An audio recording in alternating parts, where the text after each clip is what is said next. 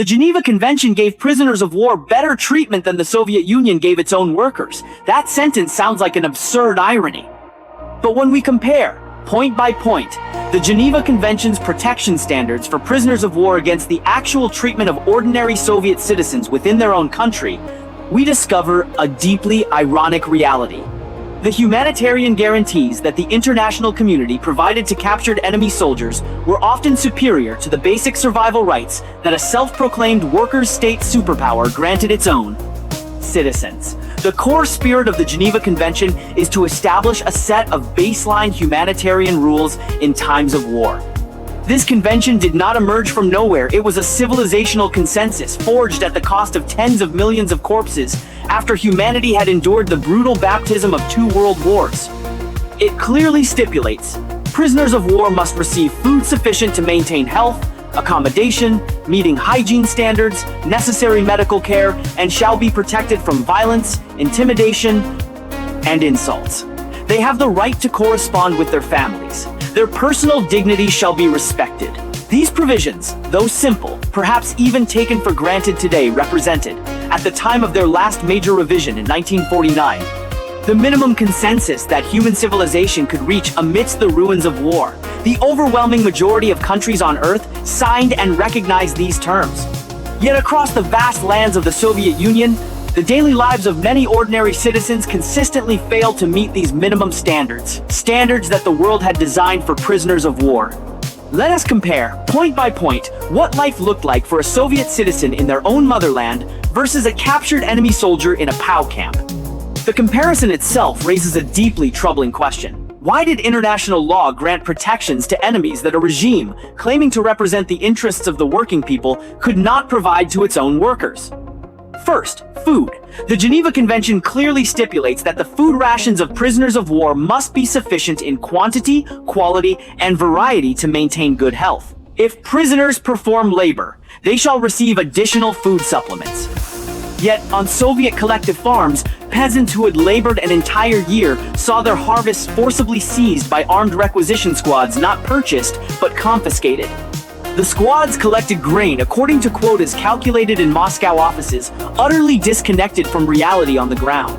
If peasants couldn't deliver, the squads searched every house, digging up the last sacks of winter food and next year's seeds hidden in cracks in the walls or buried underground. This grain was shipped to ports, loaded onto freighters, and sold abroad in exchange for industrial equipment. The Great Famine of 1932 to 1933 claimed millions of lives. In Ukraine, the region known as the breadbasket of Europe, entire villages were starved into extinction. People ate tree bark, grass roots, rats, dirt. In extreme cases, cannibalism appeared. Survivors recalled walking down roads and having to step over corpse after corpse. The scale of suffering far exceeded any casualties caused by food shortages in any POW camp. Urban workers, though nominally holding ration cards, received chronically inadequate supplies. Malnutrition was the norm. Second, accommodation.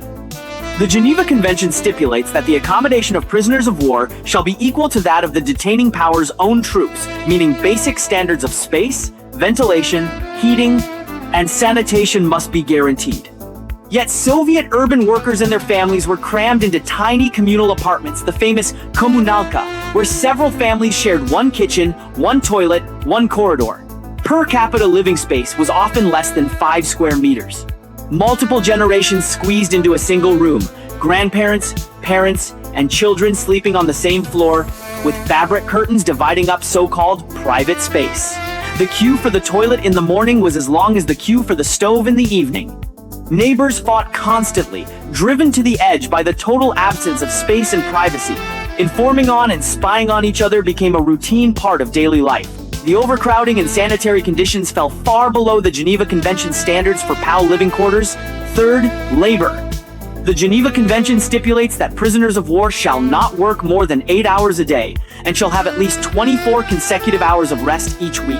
They shall not be forced to perform dangerous labor or assigned to humiliating work. Yet Soviet workers, these nominal masters of the country during the peak of the 5-year plans, worked a minimum of 12 hours a day, sometimes reaching 14 to 16 hours. Overtime was not optional, it was mandatory. Refusing overtime was slacking, and slacking was a criminal offense under the 1938 Labor Decree. Absenteeism or lateness exceeding 20 minutes could result in dismissal and loss of housing. The 1940 decree went further. 1 day of unauthorized absence now constituted a criminal offense, punishable by compulsory labor with wage deductions. As for dangerous work, in Soviet factories and mines, where safety equipment was woefully inadequate, workplace injuries and deaths were routine. Workers had no right to refuse dangerous assignments. Gulag prisoners were treated as expendable labor, mining and constructing in -40-degree cold with no safety protection whatsoever. The Geneva Convention explicitly prohibits physical punishment and torture of prisoners of war. In the Soviet Union, a person could be sent to a labor camp or executed by a bullet in a cellar for saying one wrong sentence, a complaint about the collective farm chairman, a political joke about Stalin, or a question about a certain policy expressed in private conversation. Fourth, correspondence and family contact. The Geneva Convention guarantees prisoners of war the right to correspond with their families. They may write letters, receive letters from home, with the Red Cross overseeing and facilitating this contact. In the Soviet Union, a person sent to a labor camp was often completely severed from their family. The family did not know whether they were dead or alive, did not know where they were imprisoned, sometimes did not even know why they had been arrested. Write a letter to inquire? That would be exposing oneself to danger, because maintaining contact with an enemy of the people was itself a crime. How many families waited for decades, until the collapse of the Soviet Union, until the archives were declassified, before finally learning in which year and in which labor camp their loved one had died? The most tragic contrast perhaps lies in the fate of those Soviet soldiers who survived German POW camps and returned home. Having endured years of suffering, hunger, abuse, disease, forced labor throughout the war, they finally saw the war end and set out on the road home, full of hope. What greeted them was not embraces or comfort, but the accusation of traitor and harsh interrogation. According to Stalin's Order Number 270, signed on the 16th of August, 1941, any act of surrender or voluntary capture was deemed malicious desertion, and the soldier's family would be arrested and stripped of all state benefits. What did this mean in practice? It meant that if a soldier was dragged away while unconscious from severe wounds, his wife, children, and elderly parents back home would be punished as the family of a traitor. After the war ended, these survivors were forced through filtration camps, where they were interrogated repeatedly, required to account for every detail of their time in captivity, required to prove they had never wavered in their loyalty to the Soviet cause, required to report on the anti-Soviet words and deeds of fellow prisoners. Many were ultimately sent to labor camps in their own country, where conditions were often worse than the German POW camps they had just left. For them, the soil of the motherland was more dangerous than the enemy's prison camp.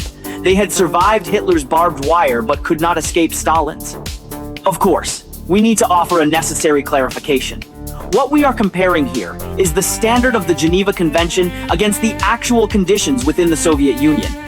We are not claiming that life in a POW camp was paradise. POW camps were also places of suffering and death, where countless prisoners endured inhuman treatment. What we are pointing out is simply this. The legally mandated minimum standards that the international community set for prisoners of war exceeded, in many respects, the legal rights and actual treatment that the Soviet Union granted its own citizens. Other countries have their own dark chapters in specific historical periods. Britain's enclosure movement and Victorian workhouses, America's century of slavery followed by segregation, Belgium's colonial rule in the Congo. But the Soviet Union was unique in one regard. It was the only regime that proclaimed itself a workers' state, declared that it represented the highest interests of the working people, and claimed to have completely eradicated all class oppression. And it was precisely in this workers' state that the living conditions of workers fell below the minimum baseline that the international community had set for prisoners of war. This vast gap between ideal and reality constitutes the most profound irony of the Soviet system. This comparison reveals a brutal logic.